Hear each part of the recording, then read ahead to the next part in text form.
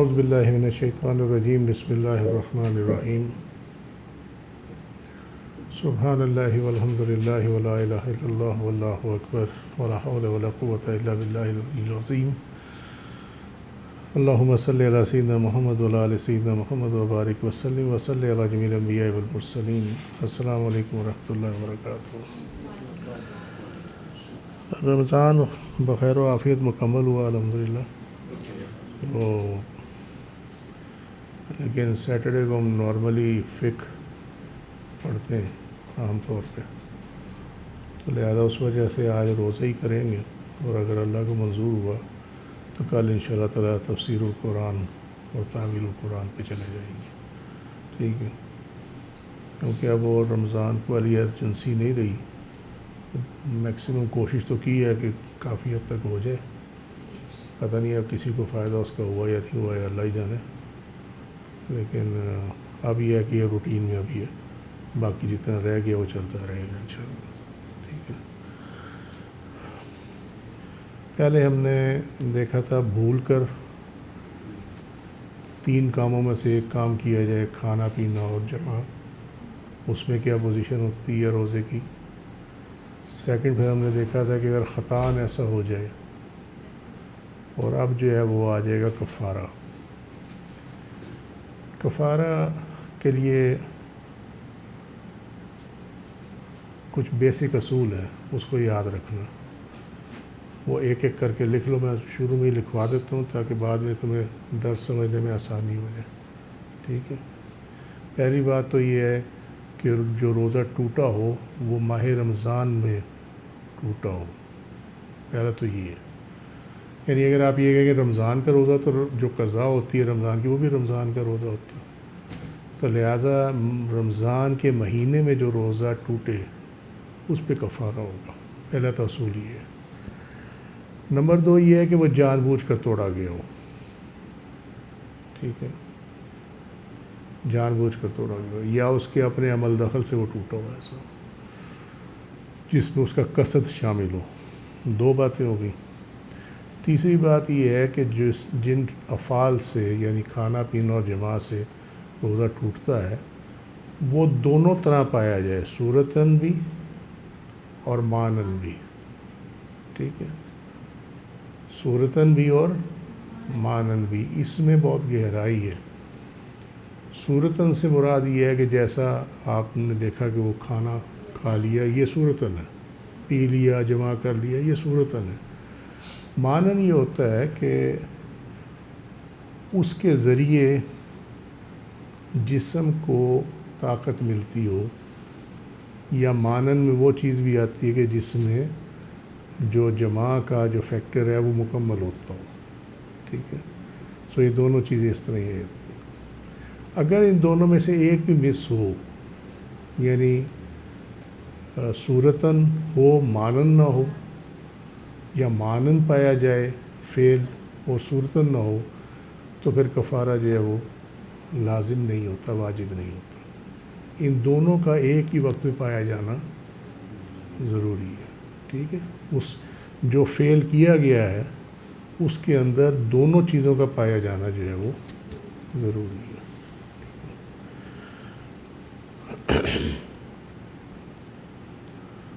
پھر اس کے بعد یہ ہو گئی، یہ اس کے بیسکس ہو گئی ہیں، اس کے اوپر پھر ہم اس کو بلڈ کرتے ہیں۔ اس میں فردر کنڈیشنز کیا آ جاتی ہیں کہ اگر یہ آمدن ہم نے یہ تو کر لیا کہ جان بوجھ کر کیا جائے، روزے دار پر کوئی جبر نہ کیا گیا ہو، اگر جبر کیا گیا تو اس کا مطلب ہے کہ وہ اپنے قصد سے روزہ نہیں توڑ رہا، ٹھیک ہے؟ تو جب قصد نہیں پایا گیا تو پھر کفارہ بھی نہیں لگے گا، ٹھیک ہوگی بات؟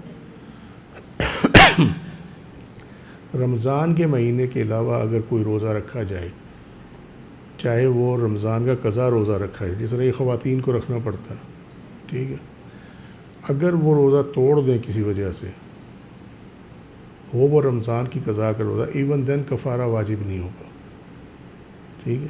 کفارہ صرف رمضان کے مہینے میں روزہ جان بوجھ کر توڑنے پہ واجب ہوگا، اس کے علاوہ نہیں ہوگا، ٹھیک ہے؟ اسی طرح اگر نفل روزہ توڑ دیا جان بوجھ کر تو تب بھی کفارہ نہیں ہوگا، دونوں کی قضا ہوگی، یعنی قضا سے مراد یہ دوبارہ رکھا جائے گا، ٹھیک ہے، اعادہ ہوگا اس کا۔ روزہ توڑنے والے کو مباح کرنے والا کوئی عارضہ نہ ہو، یعنی مباح کرنے والے سے مراد یہ ہے کہ جس کی بیس پر وہ روزہ چھوڑ سکتا ہے یا توڑ سکتا ہے، ٹھیک ہے، یا توڑنے سے متعلق ہے تو کوئی ایسا عارضہ نہ ہو جس کی وجہ سے وہ روزہ توڑ سکتا ہے، جس طرح حیض اور وہ مرض جو اس کے عمل دخل کے بغیر ہو، ٹھیک ہے، یعنی اگر وہ منہ پہ مکہ مار رہے خود ہی، وہ کہ جی میرے دانت وغیرہ ٹوٹ گئے تو میرا اب روزہ جو ہے وہ نہیں رہا، تو یہ تو اس نے خود بخود کیا نا، لیکن ایک یہ قدرتاً اس کو مرض لاحق ہو گیا، وہ ایک۔ فورتھ اس کے بعد جو بات آئے گی وہ یہ آئے گی کہ قضا اور کفارہ کا وجوب رات کے وقت نیت کرنے کے ساتھ مقید ہے، ٹھیک ہے، وہ ہم نے پہلے یہ ڈسکس کیا کافی، میرا خیال میں اب سمجھ جانا چاہیے کہ یہ دیکھو یہ فقہ میں اگر ہم کچھ چیزیں اس طرح ہوتی ہیں کہ جو انڈرسٹوڈ ہوتی ہیں، جیسے ہم اس دن یہاں بات کر رہے تھے کہ نفل اگر آپ شروع کر دیں کوئی بھی عبادت نفلی اور وہ مکمل نہ ہو، کسی وجہ سے رہ جائے، تو اس کو دوبارہ سے شروع کیا جائے گا، ٹھیک ہے۔ اب اس میں ایک انڈرسٹوڈ چیز ہے کہ ہم نے نماز میں یہ پڑھا ہوا ہے کہ اگر آپ نماز پڑھ رہے ہیں اور آپ کا وضو خطا ہو جائے، یعنی وضو ٹوٹ جائے، تو اگر وہ آپ بغیر کسی سے بات چیت کیے جائیں، دوبارہ طہارت اور وضو کر کے واپس آ جائیں اور وہاں بھی کسی سے بات نہ کریں، اور واپس آ کر مصلی پہ کھڑے ہو جائیں اور اس دوران میں کوئی بات نہ ہوئی ہو، مصلی سے جانے سے لے کر واپس آنے تک کوئی بات چیت کسی سے نہ ہوئی ہو، تو جہاں سے نماز ٹوٹی تھی آپ اس رکن سے اس کو شروع کریں گے۔ فار ایگزامپل کہ آپ رکوع میں تھے اور وضو ٹوٹ گیا، تو پھر آپ رکوع میں ہی چلے جائیں گے اور سبحان ربی العظیم جو ہے وہ آپ دوبارہ پڑھیں گے، یعنی کہ ایک دفعہ پہلے پڑھ لی تھی تو روزہ وہ وضو ٹوٹ گیا نہیں، وہ پھر 3 دفعہ آپ دوبارہ پڑھ۔ سو یہ انڈرسٹوڈ ہے۔ اب یہ بار بار ہم جو ہے نا اس کو اگر ریپیٹ کریں گے تو پھر تو یہ پورا بیگ جو ہے فقہ کا وہ ساتھ چلتا رہے گا، تو لہذا کچھ چیزیں جو ہے وہ یاد رکھنی چاہیے کہ اس میں یہ چیز پہلے ڈسکس ہو چکی ہوئی ہے۔ یہ قضا اور کفارہ کا وجوب رات کے وقت نیت کے ساتھ مقید ہے، ٹھیک ہے، یہ ہم نے دیکھا ہوا، کیونکہ فجر کی اذان یا طلوع فجر سے پہلے رات ہی ہوتی ہے اور آپ کو اس ٹائم جو ہے وہ نیت کرنی ہوتی ہے، طلوع فجر کے ساتھ آپ کر لیں تب بھی اس کے ساتھ اٹیچ ہو جائے گی، ٹھیک ہے، تو یہ نیت کے ساتھ مقید ہے کہ آپ نے اور اس روزے کی نیت کی ہوئی ہو، ٹھیک ہے بات۔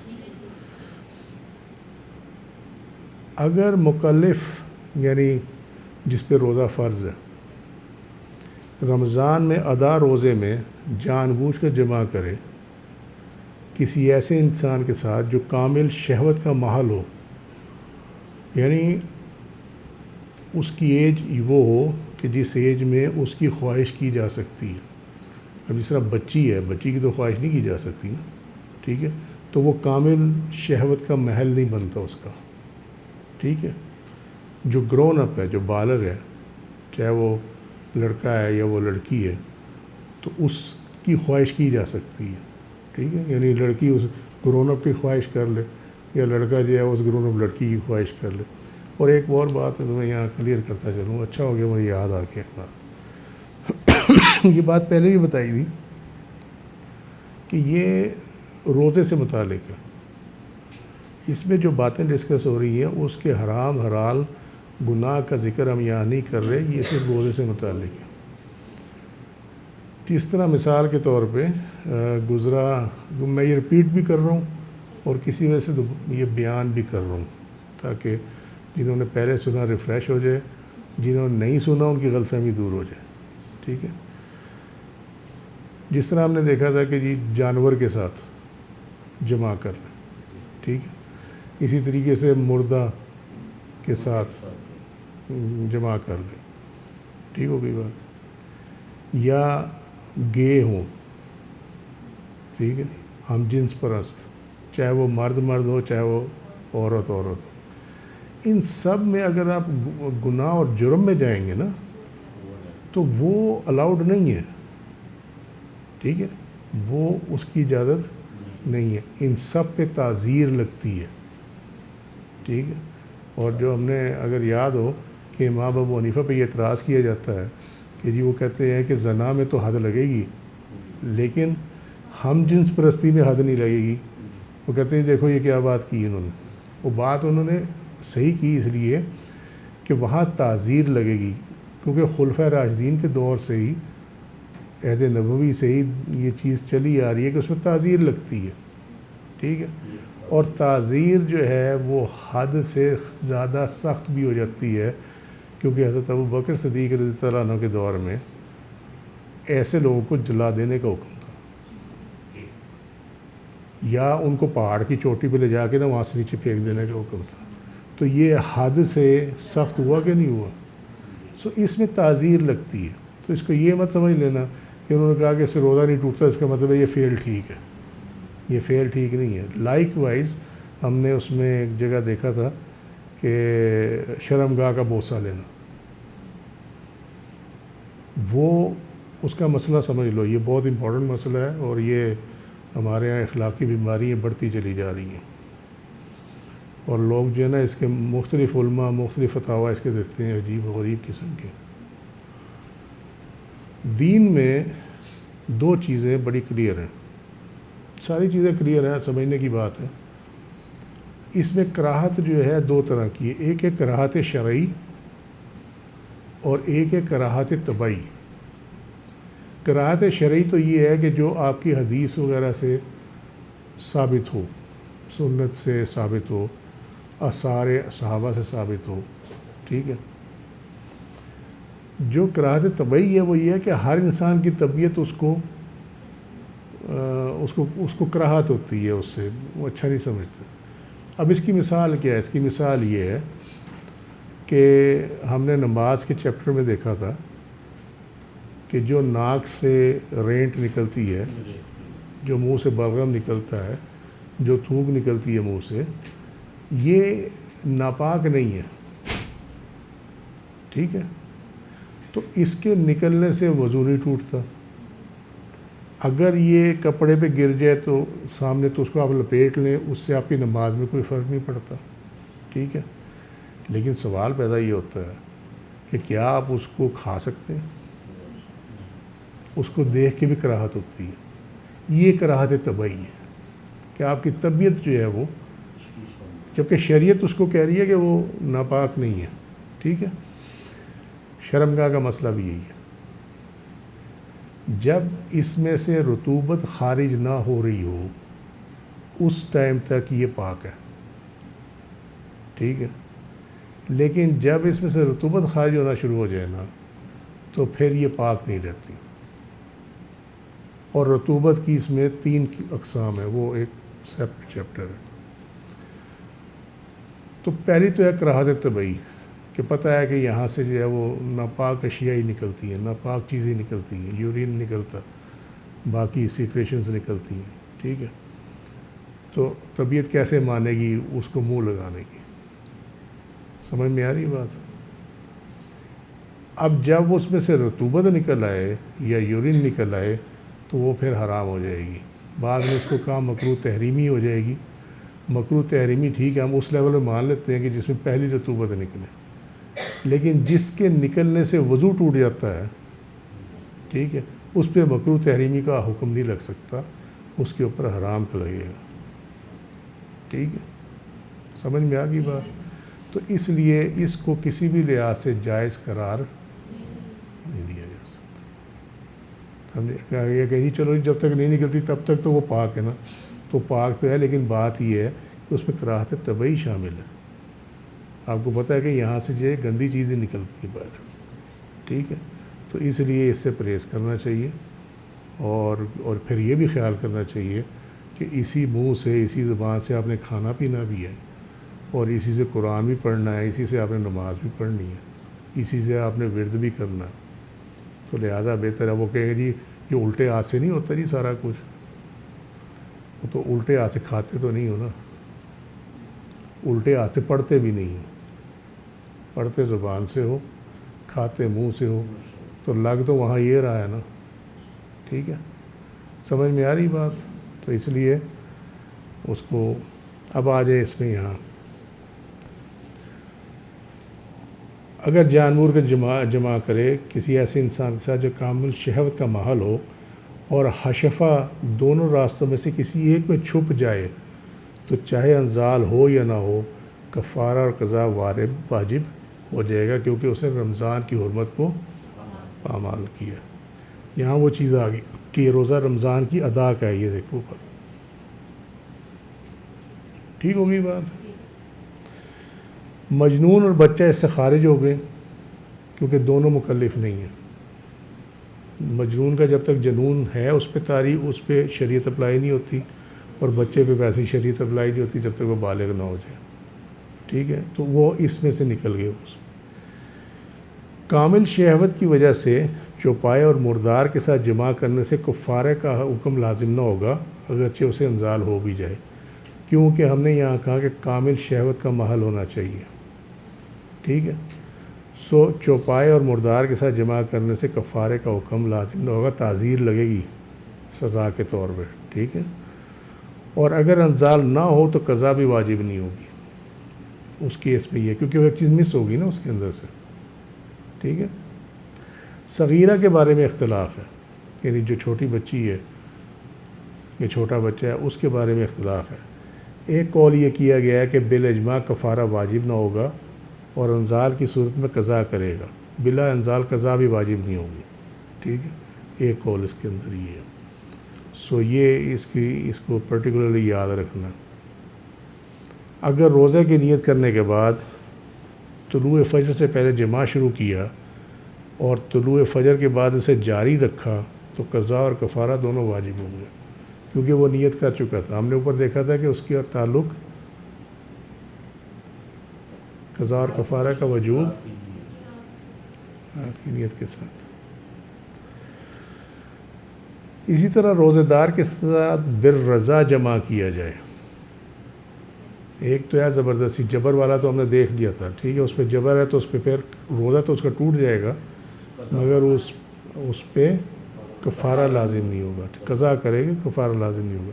لیکن اگر اس میں اس کی رضا شامل ہو تو ان دیٹ کیس اور حشفہ دونوں راستوں میں سے کسی ایک میں چھپ جائے، اس سے انزال ہو یا نہ ہو تو ایسی حالت میں قضا اور کفارہ واجب ہو جائیں گے. یعنی اگر خاتون کی رضا اس میں شامل تھی، ٹھیک ہے، یا عورت بیوی آئی اور میاں جو ہے اس کی رضا شامل تھی، دونوں کیسز میں انزال ہو یا نہ ہو قضا اور کفارہ جو ہے وہ واجب ہو جائے گا. یہاں معاملہ یہ ہے کہ حشفہ کا ذکر کیوں ہے چھپ جانے کا، تو وہ کہتے ہیں کہ جماع کی حقیقت کا بیان ہے، کیونکہ حشفہ کا چھپ جانا جماع کے ساتھ ہی ہوتا. کلیئر، اس میں کوئی مشکل چیز نہیں ہے. دونوں راستوں میں سے کسی ایک میں چھپ جائے، اس کی وجہ یہ ہے کہ دونوں صورتوں میں قضاء شہوت کے لیے جنایت کامل ہے.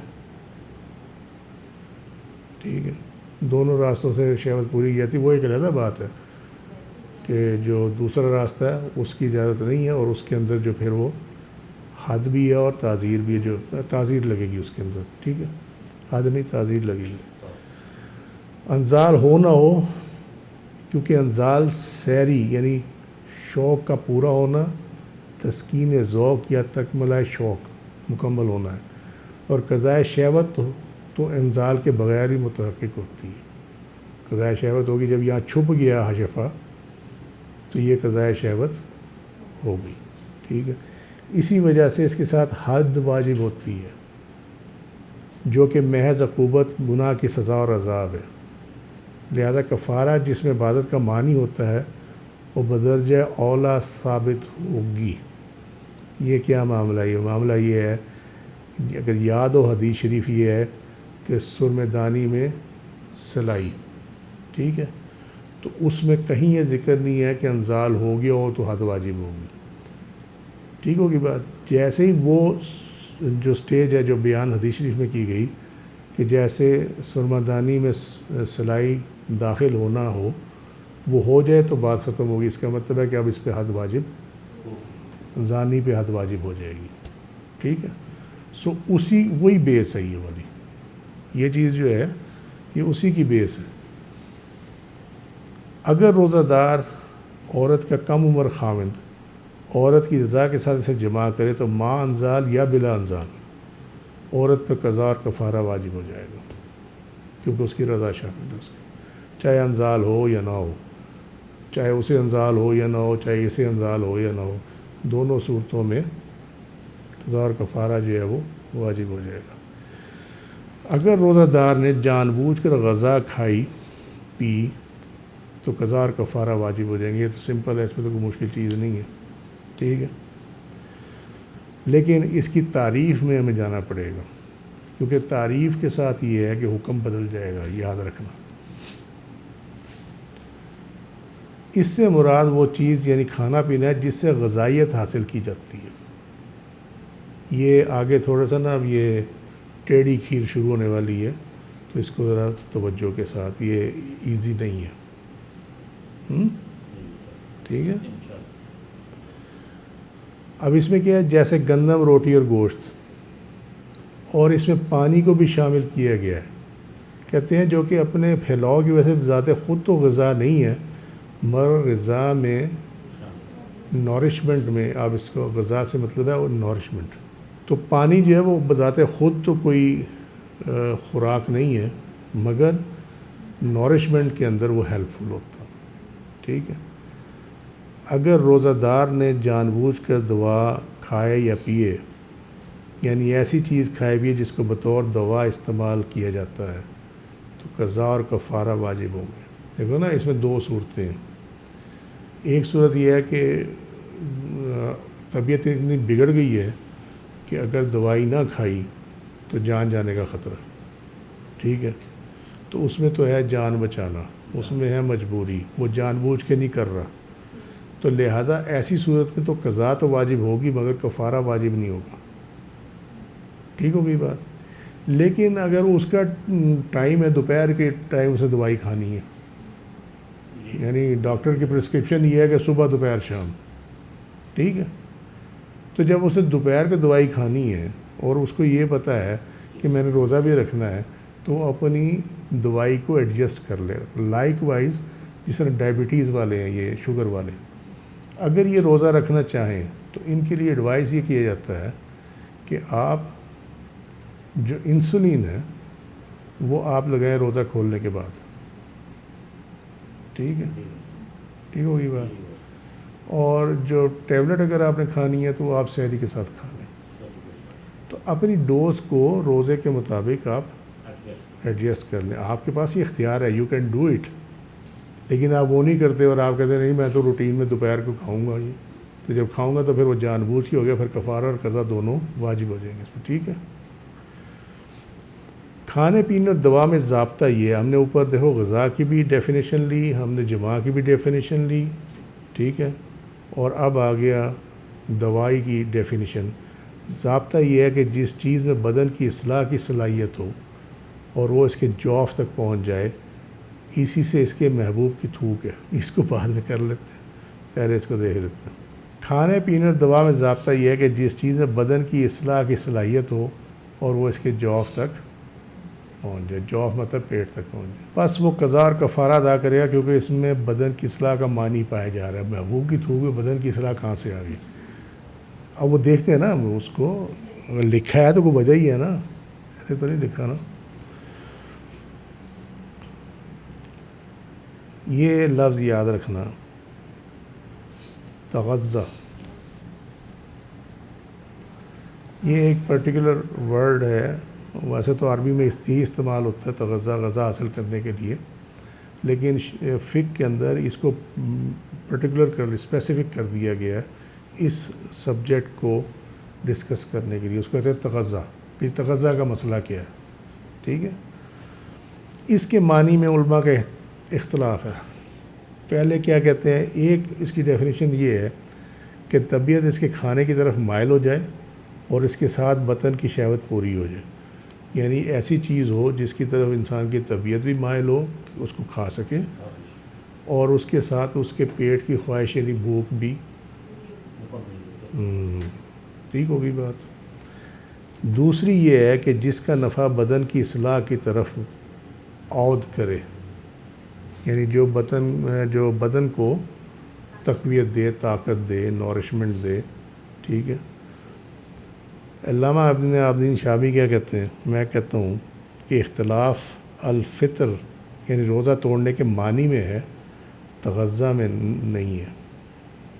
وہ کہتے ہیں توڑنے کے معنی میں ہے، کیونکہ علماء نے یہ ذکر کیا ہے کہ کفارہ اسی وقت واجب ہوتا ہے جب صورتاً اور مانن فطر پایا جائے۔ روزہ توڑنا صورتاً اور مانن دونوں پائے جائیں اس کے اندر، تو وہ کہتے ہیں اس وجہ سے روزہ توڑنے کے معنی میں اختلاف ہے، تغذہ میں اختلاف نہیں ہے، ٹھیک ہے۔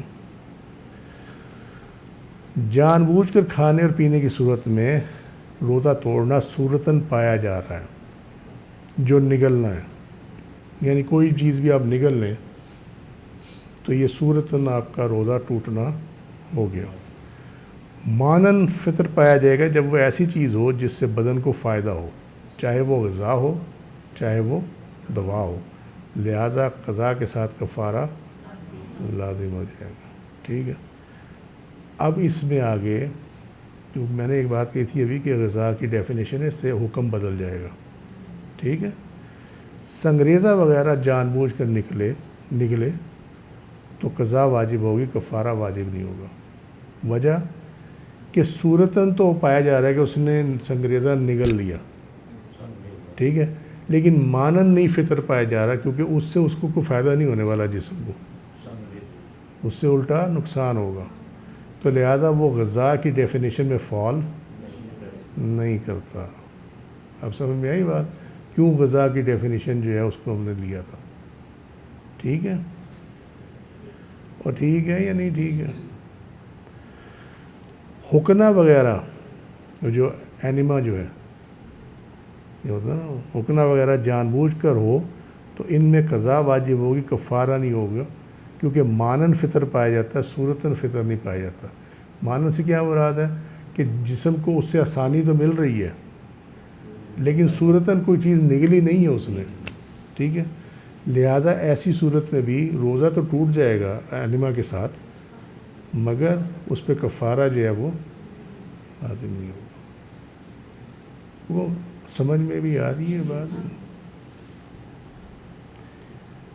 ایک اخروٹ، یہ اس میں نہیں تھا، صرف اس میں اخروٹ اور بادام لکھا تھا، یہ ہے ایک اخروٹ یا بادام جو صحیح اور خشک ہو، اس کے جان بوجھ کر نگل لینے سے قضا واجب ہوگی، کفارہ واجب نہیں ہوتا، کیونکہ صورتاً تو ثابت ہو گیا کہ اس نے ایک اخروٹ یا بادام کھایا ہے، ٹھیک ہے، لیکن مانن ثابت نہیں ہوا کیونکہ اس کا کھانا معمول نہیں ہے، یہ کو کھانے کے طور پہ آپ نہیں کھاتے اس، بس یہ سنگریزہ اور گٹھلی کی طرح ہو گیا، ٹھیک ہے، یہ ایک میں ہے، لیکن اگر زیادہ کھائیں گے نا تو پھر وہ صورتاً اور مانن دونوں ہو جائے گا،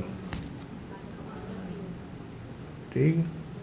میں اس لیے کہتا ہوں کہ فقہ، یہ جو فقہ ہے نا، یہ سب سے مشکل کتاب ہے، یہ فتاوی شامی جو ہے، اب اس میں ایک کا ذکر نہیں ہے، اب وہ بندہ کہ جی اخروٹ اور بادام کھا لو تو روزہ نہیں، وہ کفارہ نہیں ہوگا، ٹھیک ہے، نہیں، ایک اگر کھا لے تو اس سے نہیں ہوگا، لیکن اگر زیادہ مقدار میں کھائیں گے تو پھر کفارہ اور قضا دونوں واجب ہو جائیں گے۔ یہ شیل سمیت ہے، اخروٹ بادام شیل سمیت ہے جو سنگریزے سے مشابہت کی؟ نہیں، گری۔ سوال تیرا بالکل ٹھیک ہے کہ یہ شیل کے سمیت، تو شیل کے سمیت کون کھاتا ہے؟ جیسے سنگریزہ میں نے کہا اس کی نہیں، بات ٹھیک ہے، بالکل میں کہہ رہا ہوں سوال بالکل ٹھیک ہے، لیکن کوئی بھی اس کو اس کے توڑ کے ہی کھاتا ہے، اس کے بغیر نہیں کھاتا، ٹھیک ہے، لیکن وہ ہارڈنیس کی وجہ سے اس کے ساتھ ملانا جو ہے وہ گٹھلی اور سنگریزے کے ساتھ، وہ ٹھیک ہے، وہ اگر اس کے اینگل سے دیکھا جائے تو پھر واقعی، لیکن کون ایسا جو اس کے ساتھ کھاتا ہے؟ مسئلہ یہ ہے۔ گوندے ہوئے آٹے یا خشک آٹے کے جان بوجھ کر کھانے میں قضا واجب ہوگی، کفارہ واجب نہیں ہوگا، کیونکہ صورتاً فطر پایا جا رہا ہے، یعنی وہ نگلا تو ہے لیکن مانن نہیں ہے، کیوں کہ غذائیت تو ہوتی ہے لیکن اس سے غذائیت کا قصد نہیں کیا اس نے، اس غذائیت تو پکی ہوئی سے ملتی ہے، کچے میں بھی غذائیت ہوتی ہے، لیکن نارمل روٹین نہیں ہے کہ کچا آٹا کھا کے پیٹ بھرا جائے. سمجھے؟ سمجھ میں آ رہی بات یا نہیں سمجھ میں آ رہی؟ تو اس لیے غذائیت کا قصد اس سے کیا ہی نہیں جا سکتا. تو جب قصد نہیں کیا گیا نورشمنٹ کا، تو پھر اس کا مطلب یہ ہوا کہ مانن روزہ نہیں ٹوٹا.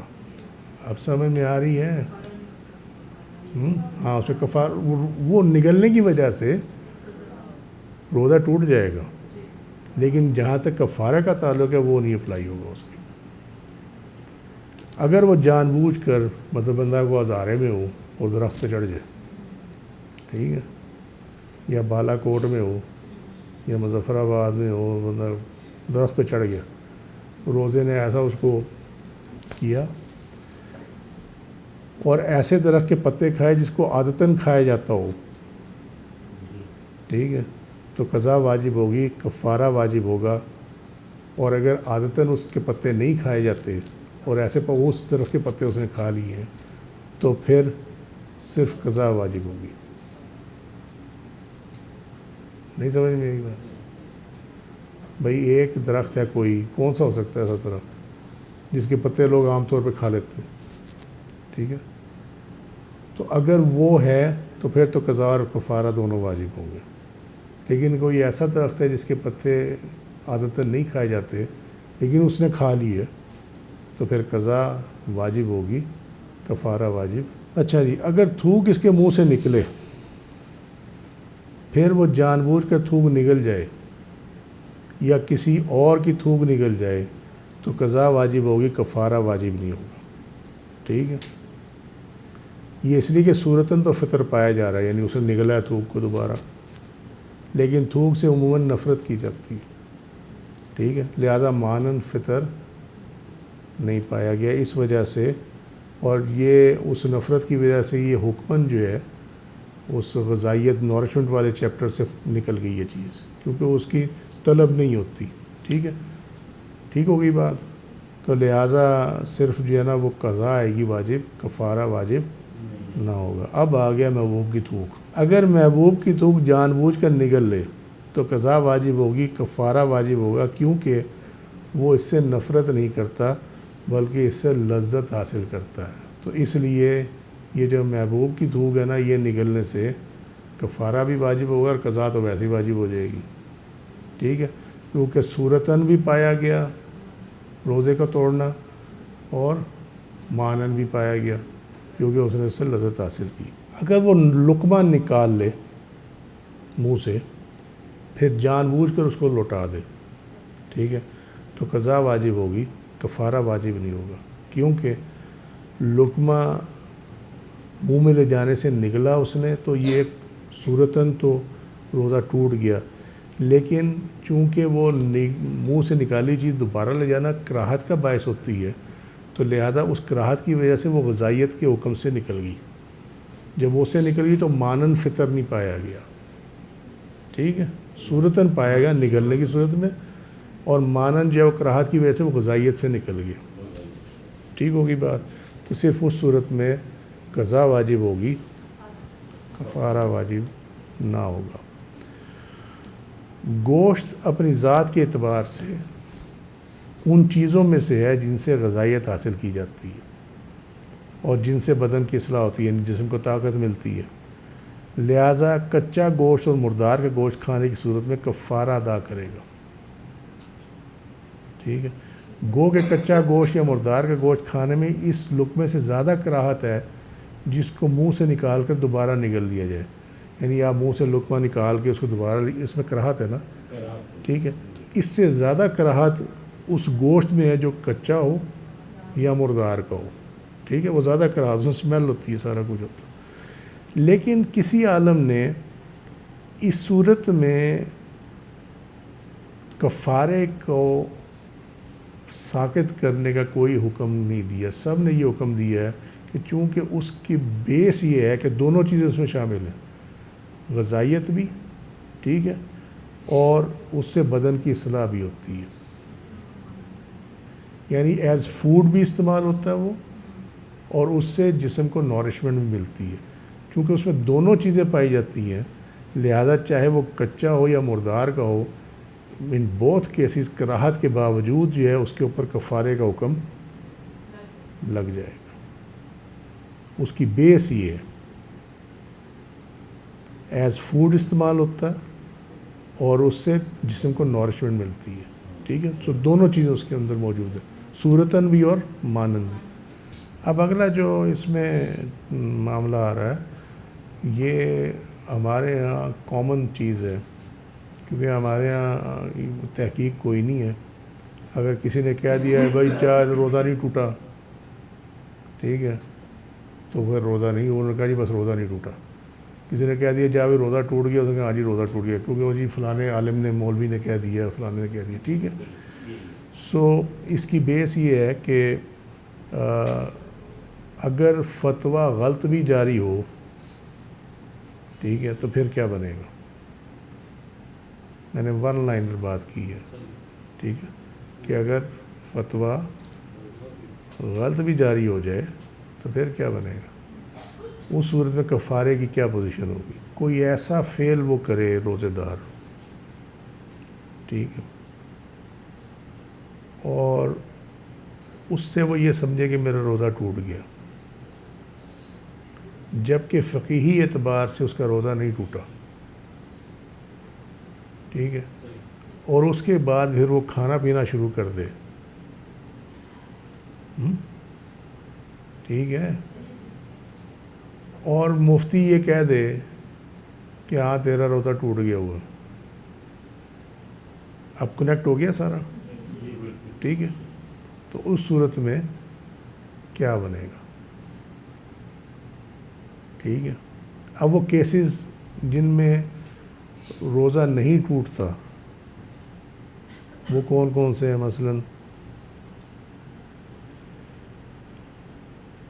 فسد کرانا، یعنی کپنگ تھیراپی جو ہوتی ہے، حجامہ جس کو کہتے ہیں، سرما لگانا، ٹھیک ہے، بیوی کو یا خامد کو چھو لینا، چوپائے کے ساتھ جمع کرنا جبکہ انزال کے بغیر ہو، ہم نے پہلے ڈسکس کر لیا ہوا، اس پہ ہم فردر بات نہیں کریں گے، یا دوبر میں خشک انگلی کو داخل کرنا، پھر وہ یہ گمان کرے کہ روزہ ٹوٹ گیا، اس نے کہا یار یہ ان میں سے کوئی کام کرے، فرض کرو یہ جو سامنے ہے، اور پھر کہ یار میرا تو روزہ ٹوٹ گیا، ٹھیک ہے، اور جان بوجھ کر کھانا پینا شروع کر دے، تو تمام صورتوں میں وہ قضا اور کفارہ دونوں ادا کرے گا، کیونکہ اس کا یہ گمان جو ہے یہ بے موقع ہے، ٹھیک ہے، یہ بے موقع ہے، کیونکہ اس میں کوئی شک والی بات نہیں ہے، یہ آتا مشتبہ ہے، اس میں معاملہ مشتبہ والی بات اس میں کوئی ہے نہیں ہے۔ فسد کرانا، سرما لگانا، چھونا، اس سے نہ تو اس نے کوئی چیز نگلی، نہ اس کے جسم کو اس سے کوئی چیز نورشمنٹ ملی، ٹھیک ہو گئی بات۔ اچھا، اس کے بعد چوپائے کے ساتھ جمع کرنا، وہ ہم نے ڈسکس کر چکے ہوئے ہیں، اس میں ون بائی ون ہم اس کو ڈسکس کریں گے۔ لیکن اگر ان افعال کے بعد کھانے پینے کے لیے کسی بااعتماد مفتی نے فتویٰ دیا ہو یا اس نے متعلقہ حدیث سنی ہو اور وہ اس کی تعویل کو نہ سمجھ سکا ہو تو کفارہ ادا نہیں کرے گا، اگرچہ مفتی نے فتویٰ میں غلطی کی ہو اور اگرچہ اس میں حدیث ثابت نہ ہو۔ ایک بات کا دھیان رکھنا، یہ ہر ایک پہ اپلائی نہیں ہوتا، وہ آگے مثال آئے گی اس کی، سمجھے؟ اصول یہ ہے کہ اگر اس نے مفتی نے فتویٰ غلط دے دیا ہے تو روزہ تو ٹوٹے گا، ٹھیک ہے، کیونکہ اس نے بعد میں کھانا پینا شروع کر دیا، ٹھیک ہے، اس وجہ سے روزہ تو ٹوٹ جائے گا، لیکن چاہے فتویٰ اس نے غلط دیا مفتی نے، یا اس نے جو حدیث سنی تھی، جس طرح یہ ہے فسد کرانا یعنی کپنگ تھیراپی پہ ایک حدیث موجود ہے کہ جس نے فسد لگوائی اور جس نے فسد لگائی دونوں کا روزہ ٹوٹ گیا، ٹھیک ہے۔ اب اس نے صرف یہ حدیث سنی ہے، ٹھیک ہے، اب وہ اس نے روزے میں وہ کپنگ تھیراپی کرا لی، حجامہ کرا لیا، اور اس کے ذہن میں یہ تھا کہ وہ تو میں نے تو حدیث پڑھی تھی کہ اس سے روزہ ٹوٹ جاتا ہے تو لہٰذا اب کھانا پینا شروع کر دو، ٹھیک ہوگی بات۔ لیکن اس کو یہ معلوم نہیں تھا، یہ جو اوپر لکھا نا کہ اس کی تعویل کو نہ سمجھ سکو، اس کی تعویل یہ ہے کہ وہ حدیث منسوخ ہو چکی ہوئی ہے، سمجھے؟ لیکن اسے چونکہ حدیث پہ عمل کیا، ٹھیک ہے، تو لہٰذا وہ کفارہ ادا نہیں کرے گا، بلکہ وہ اس کھانے پینے کی وجہ سے، فسد حجامہ کی وجہ سے نہیں، کھانے پینے کی وجہ سے اس کا روزہ ٹوٹ گیا، اس کی وہ قضا کرے گی، ٹھیک ہے۔ یہی معاملہ مفتی کا ہے کہ مفتی نے جو ہے وہ فتویٰ، وہ انٹرپریٹیشن اس سے غلط ہو گئی، ٹھیک ہے، اسے جان بوجھ کر نہیں کیا لیکن انٹرپریٹیشن اس سے غلط ہو گئی، تو اس صورت میں بھی چونکہ روزہ دار نے اس مفتی کے فتوے پہ بیس کیا ہے، لہذا روزہ دار کو کفارہ ادا نہیں کرنا پڑے گا بلکہ قضا ہوگی، صرف وہ بعد میں ایک روزہ رکھ لے اس کا، ٹھیک ہے۔ لیکن شرط یہ ہے کہ جو فتویٰ دے چاہے اس سے غلطی ہوئی ہے لیکن وہ ہر کوئی نہ دے بلکہ بااعتماد مفتی دے، سمجھے؟ بااعتماد مفتی کون ہوتا؟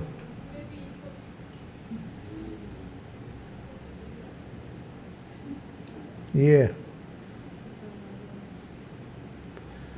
وہ مفتی جس سے فقہ کی تعلیم حاصل کی جاتی ہو اور شہر میں اس کے فتوے پر اعتماد کیا جاتا ہو،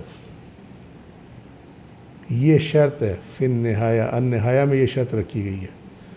بس صرف فتویٰ طلب کرنے والے کا اعتماد کافی نہیں ہے، جن افعال سے فطر کا گمان ہوتا ہو، جیسے بھول کر کھانا پینا، بھول کر جمع کرنا، احتلام ہو جانا، دیکھنے سے انزال ہو جانا اور قے آ جانا، اگر ان صورتوں میں جان بوجھ کر کھا لیا تو کفارہ نہیں ہوگا کیونکہ شک پایا گیا ہے، ٹھیک ہے، ٹھیک ہوگی بات، یہ ہم پہلے بھی ڈسکس کر چکے ہیں۔ چوپائے کے ساتھ جمع کرنے کی صورت میں جبکہ انزال ہو جائے تو جان بوجھ کر کھانے پینے سے اس پر کفارہ نہیں ہوگا، صرف قضا ہوگی کیونکہ انزال کے ساتھ ہی اس کا روزہ ٹوٹ گیا تھا، انزال جیسے ہوا روزہ ہی ٹوٹ گیا اس کا، ٹھیک ہے۔ تر انگلی یعنی گلی انگلی دوبر میں داخل کرنے سے کوئی کفارہ نہیں ہوگا، صرف قضا ہوگی کیونکہ اس نے کھانا اس وقت کھایا جب تری کے ساتھ اس کا روزہ ٹوٹ چکا تھا، یعنی وہ گیلی انگلی جو ہے وہ دوبر میں چلی گئی اور اس کے بعد اس نے کھانا کھایا، تو اس نے جو کھانا اس ٹائم کھایا جب واقعی جو ہے وہ روزہ ٹوٹ گیا تھا، اگر یہ خشک انگلی ہوتی تو روزہ نہیں ٹوٹنا تھا، ٹھیک ہے، تر انگلی ہے تو اس وجہ سے روزہ تو پہلے ہی ٹوٹ گیا، تو اس کے بعد اس نے کھا بھی پی لیا تو اس پہ کفارہ کھائے گا ہونا، ٹھیک ہے۔ اگر روزہ دار نے شہوت والا بوسہ لیا یا پہلو میں لیا یا فاش مباشرت کی مگر انزال نہ ہوا، پھر اس نے گمان کرتے ہوئے کہ اس کا روزہ ٹوٹ گیا، تو وہ قضا اور کفارہ دونوں ادا کرے گا، ٹھیک ہے جی۔ اپنے اوپر بات کی تھی کہ بے موقع گمان ہے، قضا اور کفارہ اس لیے ہوگی کہ بے موقع گمان ہے، یعنی اگر زن موقع محل کے مطابق ہوتا تو کفارہ لازم نہ ہوتا، یا اس نے اس کا فتویٰ لیا ہوتا تب کفارہ لازم نہ ہوتا، اس نے اپنے طور پہ ہی جو ہے وہ کام کھینچ لیا۔ اب آ گیا بااعتماد مفتی، یہ ہو گیا۔ قال فی الفتح الحکم فی حق العامی فتوی مفتی، یہ ذرا ادھر دھیان، ٹھیک ہے، یہ اس کی عربک عبارت ہے رد المحتار کی، سمجھے؟ الفتح میں کہا گیا ہے عام آدمی کے حق میں حکم اس کے مفتی کا فتویٰ ہے، یہ کب ہے؟ جب بااعتماد مفتی ہو، ٹھیک ہے۔ اگر اس کے پاس بااعتماد مفتی کا فتویٰ موجود ہے تو اس کے لیے پھر وہی حکم ہے جو فتوے میں اس نے لکھا ہوا، ٹھیک ہے، ٹھیک ہوگی بات۔ جیسے ایک حنبلی عالم مفتی ہے، اگر کوئی حنبلی عالم ہے، واقعی ہے، وہ قابل اعتماد مفتی ہے، لیکن امام احمد بن حنبل کو فالو کرتا ہے، تو حنبلی مسلک میں یہ ہے کہ یہ انہوں نے اس حدیث کے ظاہر سے استدلال لیا کہ یہ پوچھنا یعنی فسد یا حجامہ کرنے اور کروانے والے دونوں کا روزہ ٹوٹ گیا، ٹھیک ہے، امام احمد بن حنبل نے اس کے ظاہر سے استدلال لیا، ٹھیک ہے. تو حنفی یہ جو حنبلی علماء ہیں اسی کو فالو کرتے ہیں. ان سے جب پوچھا جائے گا کہ جی یہ میں نے کپنگ تھیراپی کرا لی ہے، حجامہ کرا لیا روزے میں، تو میرا روزہ رہا کہ نہیں رہا، تو وہ الٹیمیٹلی جواب دیں گے جی روزہ ٹوٹ گیا. ٹھیک ہے. فقہ حنفی کے مطابق روزہ نہیں ٹوٹتا کیونکہ یہ حدیث منسوخ ہو چکی ہوئی ہے. فرق آ گیا نا دونوں میں. لیکن اس نے چونکہ وہ قابل اعتماد مفتی تھا، اس نے فتویٰ دیا کہ روزہ ٹوٹ گیا ہے، ٹھیک ہے، لہذا اگر اس کے بعد وہ کھانا پینا شروع کر دے تو صرف اس پہ قضا لازم ہوگی، کفارہ لازم نہیں ہوگا. اور وہ قضا بھی لازم کس وجہ سے ہوگی؟ کھانے پینے کی وجہ سے. ٹھیک ہے، ہم حنفیوں کے مطابق. اور حنبلی کے مطابق تو وہ کپنگ تھیراپی سے روزہ ٹوٹ گیا. ٹھیک ہے. جب یہ روزہ ٹوٹ جاتا ہے اگر اس کو پہلے فرسٹ اسٹیج یہ ہے کہ اس کا روزہ ٹوٹے گا، گناہ ملے گا اس کو. اگر اس نے قضا بھی نہیں رکھی تو وہ گناہ کا کاؤنٹ ہو جائے گا تب کمپلیٹلی اس نے گناہ کیا. سوال پھر کرنا. روزہ جب ٹوٹ جاتا ہے تو اس کے بعد ایک مائنڈ سیٹ مطابق چیز ہے کہ مجھے یہ اس چیز کا گناہ ملے گا کہ میں نے روزہ توڑ دیا، اور پھر قضا بھی نہیں یاد رہے رکھنی، تو پھر وہ گناہ کاؤنٹ ہو جائے گا کمپلیٹلی. گناہ نہیں ہے، وہ روزہ جو ہے وہ آپ کے اعمال میں باقی رہ گیا. صحیح، وہ ہینگ ہوتا رہے گا. وہ ہینگ ہوتا رہے گا کیونکہ وہ فرض روزہ تھا. ٹھیک ہے.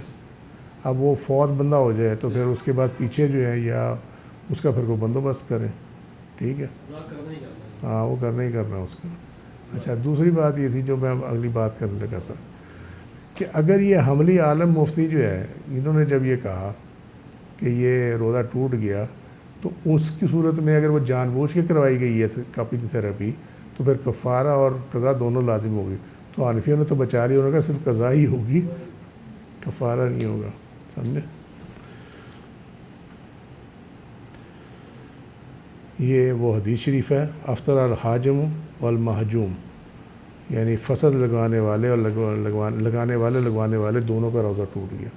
سنن نبی داؤد کی کتاب الصیام چیپٹر 28 حدیث کا نمبر 2369. تو اب وہ اس کی تعویل نہیں جانتا. تعویل کیا ہے کہ یہ حدیث منسوخ ہو چکی ہے. ٹھیک ہے. ایک اس کی تعویل یہ ہے، اس کی دوسری تعویل بھی ہے، اور وہ تعویل بیس کرتی ہے ایک دوسری حدیث پہ جس میں یہ والا فقرہ موجود ہے. وہ بھی آگے آئے گی، یہ میں نے الحمدللہ کوٹ کر دی تھی اس کے اندر. ٹھیک ہے. اب امام محمد یہ کہتے ہیں کہ حجامہ کے بعد اس گمان کے ساتھ کہ اب روزہ ٹوٹ گیا وہ کھا لے تو صرف قضا کرے گا، کفارہ نہیں کرے گا، کیونکہ وہ اس کی حدیث کی تعویل کو نہیں جانتا تھا. ٹھیک ہے. وہ جو حنبلی عالم والا تھا نا وہ تو معاملہ مختلف ہو گیا نا. اب ہم آ جاتے ہیں فقہ حناف کی طرف. سمجھ رہے ہو یا نہیں سمجھ رہے؟ ٹھیک ہے. تو امام محمد یہ کہتے ہیں کہ چونکہ اس نے صرف حدیث اتنی سنی کہ جس نے حجامہ کروایا اور جس نے کیا دونوں کا روزہ ٹوٹ گیا، اور اس کو یہ معلوم نہیں تھا کہ اس کی تعویل کیا ہے، اس کی شرح کیا ہے اس حدیث کی، تو اس نے اس پہ عمل کر لیا، تو اس کا صرف جو ہے وہ قضا کرے گا، اس پہ کفارہ نہیں آئے گا. کیوں نہیں آئے گا؟ کیونکہ اس نے نبی کریم صلی اللہ علیہ وسلم کے قول پہ کیا، اور نبی کریم صلی اللہ علیہ وسلم کا قول کسی مفتی کے قول سے بلند ہے. ٹھیک ہے. امام ابو یوسف کہتے ہیں کہ عام لوگوں پر یہ لازم ہے کہ فقہا کی اقتداء کریں، کیونکہ وہ بذات خود حدیث کے اسرار و رموز نہیں سمجھتے. ٹھیک ہے. وہ یہ کہتے ہیں. ٹھیک ہو گئی جی بات.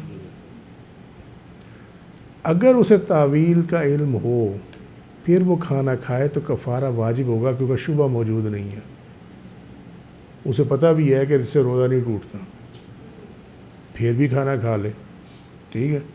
تو پھر اس صورت میں قضا اور کفارہ دونوں. پہلی تو ہم نے یہ بات کی کہ حدیث منسوخ ہوگی، ہم پہلے ڈسکس کر چکے ہیں بہت پہلے اس روزے میں. دوسری تعویل جو ہے وہ شعب الایمان کی، یہ شعب الایمان جو امام بہقی کی ہے اس کی یہ حدیث شریف ہے. گو کہ یہ حدیث شریف جو ہے یہ ضعیف ہے، لیکن یہ حدیث شریف اس واقعے سے ہی ہے. نبی کریم صلی اللہ علیہ وسلم ایک شخص کے پاس سے گزرے جو ماہر حجام سے حجامہ کرا رہا تھا. یا حجام نہیں ہم کہتے، جو دراصل حجام ہے. ٹھیک ہے. یہی ہے یہ حجام. ہاں حجامہ کروا رہا تھا, کپنگ تھیراپی کروا رہا تھا. یہ ماہ رمضان تھا. سنن ابی داؤد کی جو اوپر روایت دیکھی اس کے مطابق یہ 18 رمضان تاریخ تھی, 18واں روزہ تھا یہ. اور وہ دونوں فسد لگانے والا اور لگوانے والا دونوں کسی شخص کی غیبت کر رہے تھے. تو آپ صلی اللہ علیہ وسلم نے فرمایا فسد لگانے اور لگوانے والے دونوں کا روزہ ٹوٹ گیا. ٹھیک ہے, ٹھیک ہوگی بات. یہ حدیث کی جو صنعت اس میں غیاث بن قلوب الکوفی جو ہیں وہ نامعلوم ہے, یعنی مجہول راوی ہے, اس وجہ سے یہ ضعیف ہے حدیث شریف. ٹھیک ہے. شعب الایمان للبیہقی چیپٹر 44 فصل یہ ہے اس کی, اور حدیث کا نمبر 6743 ہے. ٹھیک ہے جی. اب یہاں بنا کیا, اس حدیث نے 2 چکر ڈالے ہوئے ہیں, مطلب سوری ٹو سے غلط کہہ گیا. اس حدیث سے 2 قسم کے استدلال لیے گئے ہیں. ٹھیک ہے. ایک استدلال تو یہ ہے کہ یہ والا افطرا الحاجم والمحجوم, یہ تو سنن ابی داؤد میں بھی ہے, لیکن سنن ابی داؤد وہ روایت اسی واقعے سے متعلق ہے, مگر اس میں یہ نہیں ہے یہ والا وہما یغتابان رجلا کہ وہ کسی شخص کی غیبت کر رہے تھے. اب ہوا یہ کہ یہ جو اٹھے نا علماء ظاہر, انہوں نے اس حدیث سے ایک اور استدلال نکالا. انہوں نے کہا جو غیبت کرے نا اس کا بھی روزہ ٹوٹ گیا. ٹھیک ہے, ٹھیک ہو گئی بات. اب وہ غیبت نہ وہ کھانے والی چیز ہے, ٹھیک ہے, نہ وہ غذائیت والی کو اصلاح والی چیز ہے, لیکن انہوں نے کہا نا, انہوں نے اس کو اس کے ساتھ ملایا کہ وہما یغتابان رجلا کہ وہ کسی شخص کی غیبت کر رہے تھے. تو نبی کریم صلی اللہ علیہ وسلم نے فرمایا کہ حاجم اور محجوم دونوں کا روزہ ٹوٹ گیا. انہوں نے اس روزہ ٹوٹنے کا جو ہے وہ اس سے جا ملایا, سمجھے. اور اب یہ فتوے دیے جاتے ہیں کہ جی غیبت کرنے سے روزہ ٹوٹ جاتا ہے, اور لوگ بڑے پریشان ہیں اس سے. نہیں ٹوٹتا, ثواب ختم ہو جاتا ہے روزے کا. مجھے میں تمہیں کہتا ہوں نا, نور ختم ہو جاتا, ثواب ختم ہو جاتا. سو اگرچہ مفتی نے فتویٰ میں غلطی کی ہو اور حدیث ثابت نہ ہو, اس کا کیا معنی ہے, کیونکہ فتویٰ اور حدیث کے ظاہر کو بطور شبہ معتبر سمجھا جاتا. ٹھیک ہے. یہاں حدیث کے ثابت نہ ہونے سے مراد یہ ہے کہ فتویٰ کسی ایسی حدیث سے دے دیا جائے بنیاد بنا کر کہ جس کی روایت ہی ثابت نہ ہوتی ہو, یا وہ ضعیف ہو, بہت ہی انتہائی ضعیف حدیث ہو, اس کی بنیاد پہ فتویٰ دے دیا جائے. لیکن جب فتویٰ دے دیا جائے تو اس سے شبہ پیدا ہوتا ہے کہ یار یہ عالم نے کہا ہے تو پھر کچھ ٹھیک ہی ہوگا نا. آپ سمجھ آ رہی بات. تو اس وجہ سے, اس شبہ کی وجہ سے اس پہ کفارہ نہیں آئے گا. ٹھیک ہے. لیکن یہ بحث ابھی رہتی ہے یہ غیبت والی, ٹھیک ہے, یہ والی رہتی ہے. یہ اس میں آئے گی کہ فتویٰ ہونے کے باوجود کفارہ اپلائی کر جائے گا. کن کیسز میں کرے گا, کس معاملات میں کرے گا, وہ ہم دیکھیں گے. اسی میں یہ غیبت کا معاملہ بھی آ جائے گا انشاءاللہ. ٹھیک ہے. سو اب تک کے لیے اتنا ہی. وما علینا الا البلاغ واللہ رسولہ اعلم بالصواب. سبحانک اللہم وبحمدک اشہد ان لا الہ الا انت استغفرک واتوب الیک. عملت سوءا وظلمت نفسی فاغفر لی فانہ لا یغفر الذنوب الا انت. سبحان ربک رب العزۃ عما یصفون وسلام علی المرسلین والحمد للہ رب العالمین. السلام علیکم ورحمۃ اللہ وبرکاتہ.